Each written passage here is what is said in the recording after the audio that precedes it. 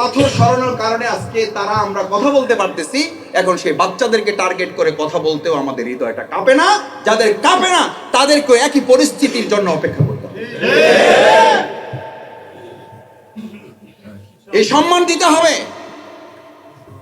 বাবার সামনে সন্তান যদি বড় ব্যবসায়ী হয়ে যায়, আমি তো মাঝে মধ্যে এনায়েত ভাইকে তার ছেলের কথা, অমির কথা বলি, আলহামদুলিল্লাহ ভালো ছেলে আপনার।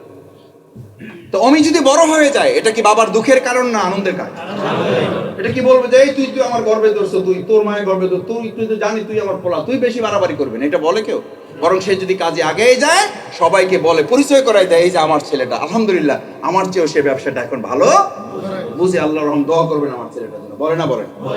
তা আমাদের ছেলের বাচ্চারা যদি আমাদের দেশটাকে এগিয়ে নেওয়ার জন্য আমার চেয়ে এক ধাপ এগিয়ে গিয়ে তারা কাজ করতে পারে, ওই ছেলের জন্য দোয়া না করে তাদের তিরস্কার করাটা কোনো নৈতিকতার কারণ হতে পারে না। এটা আরেকটা দুর্নীতিবাজদের কারণ, আরেকটা চক্রান্ত। হ্যাঁ, ছেলেপান মানুষ, ভুল ভ্রান্তি থাকে না বাচ্চা, আপনার থাকে না? এটা হয়তো কোনোদিন একটা চটকনা মারেন, আপনি চটকনা মারাতে সে যতটুকু না কাঁদে তার চেয়ে বাবারা বেশি কাঁদে। আমি কেঁদেছি,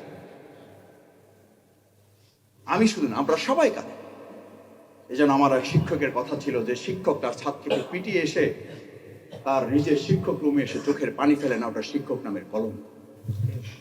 তার ছাত্র যত না কাঁদবে, তার ছাত্র যত না ব্যথা পাবে, তার চেয়ে ব্যথাটাও শিক্ষককে বেশি, তাহলে ওটা শিক্ষক, না হলে ওটা শিক্ষক নামের কলঙ্ক।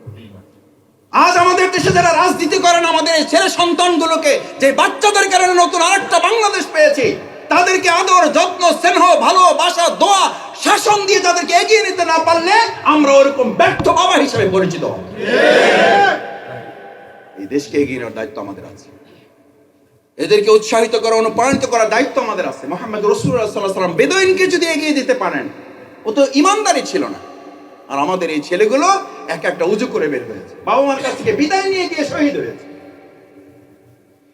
হাত হারিয়ে ফেলেছে। আমিরে জামাতের ভিডিও আপনারা দেখেছেন, জিজ্ঞেস করেছে তোমার তো একটা হাত কেটে ফেলা হয়েছে, তোমার অনুভূতি কি? বলছে যদি আমার আর একটা হাত দেওয়া লাগে, তারপর এই বাংলাদেশের জন্য আমি লড়াই করেছি। এই ছেলেগুলোই তো তারা যারা বলেছে আমাদেরকে একটা মারবেন, আমাদের একটাই যাবে, বাকিগুলো একটাও যাবে না। এই কথা কি আমরা বুরমপুরে বহু লোক বলতে পারছে? এই স্বীকৃতি থাকবে না? এই দেশটা কিনে আমাদের ভাবতে হবে না? কিন্তু দুর্ভাগ্যটা কি, এই 5 মাস 6 মাস 7 মাস যেতে না যেতেই আমাদের মধ্যে আবার আর এক অজানা আতঙ্ক, অজানা আশঙ্কা শুরু হয়েছে। না শুধু কোন কোন ক্ষেত্রে মাত্রা ছাড়িয়ে গেছে।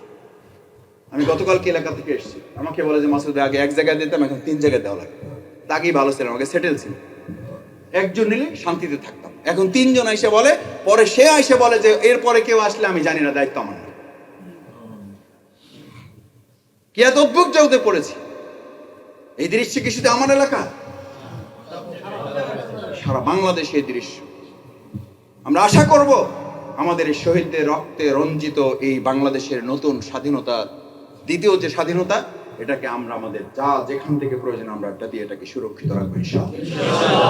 আলহামদুলিল্লাহ, বাংলাদেশ জামাত ইসলামের প্রতি এই আশা ভালোবাসা তৈরি হয়েছে, আপনারাও সেটার সাথে আছেন বলেই আলহামদুলিল্লাহ আজকে বাংলাদেশ জামাত ইসলামের প্রতি মানুষের এক সময় প্রত্যাশা ছিল জামাত ইসলামী চাইলে কিছু করলে করতেও পারে, আর এখন প্রত্যাশা হচ্ছে বাংলাদেশ ইসলামী জামাত ইসলামী চাইলে এই বাংলাদেশটাই পরিচালনা করার যোগ্যতা তারা।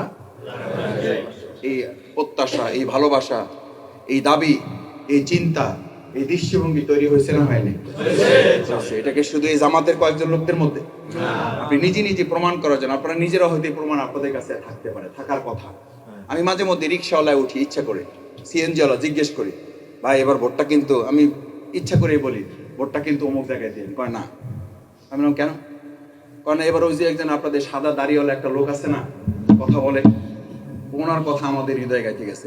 এবার আর আমরা 2 নাম্বারই করবো না, এবার আমরা আসল জায়গায় ভোটটা দেবো। তাই আমি বললাম যে তাহলে কোথায় দেবে? কয় যে ওই যে আপনাদের দাড়িপাল্লা আছে না। আমি বললাম আপনাদের দাড়িপাল্লা মানে কি? আমি তো আপনারা বলি নাই যে আমি জামাত। কয় না, আপনি যখন রিক্সায় উঠছেন তখন চেহারা দেখে আমার মনে হয়েছে যে আপনি ওই পার্টির।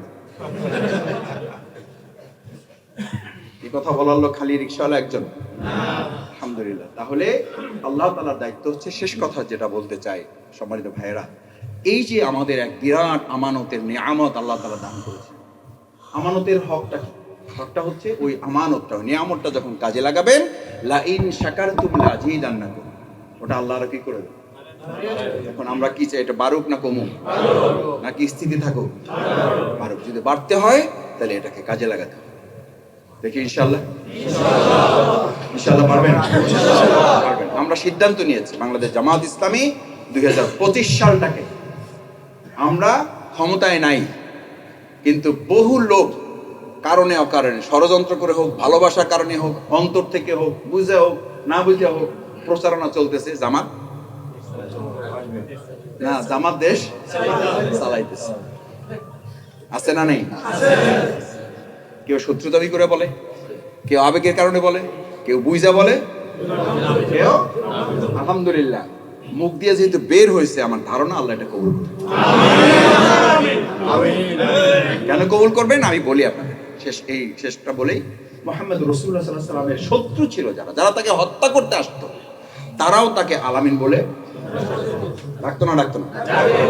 কারণ তারা জানতো এই আলামিন ওয়ালা লোকটাই এক সময় এই মদিনাটাকে সোনার মদিনা, এই ধারণা তাদের মধ্যে ছিল। এই ধারণা প্রমাণ হয়েছে না হয়নি? এই আলামিন ওয়ালা লোক হিসেবে বাংলাদেশ জামাত ইসলামীকে আল্লাহ তাআলা ইতিমধ্যে তার একান্ত মেহেরবানি, আমাদের কোনো কৃতিত্ব নাই, এই আলামিন ওয়ালা লোক হিসেবে আল্লাহ তাআলা বাংলাদেশ জামাত ইসলামীকে কবুল করছে না করেনি? ওই যে লোকটা আর যাই হোক, লোকটা কি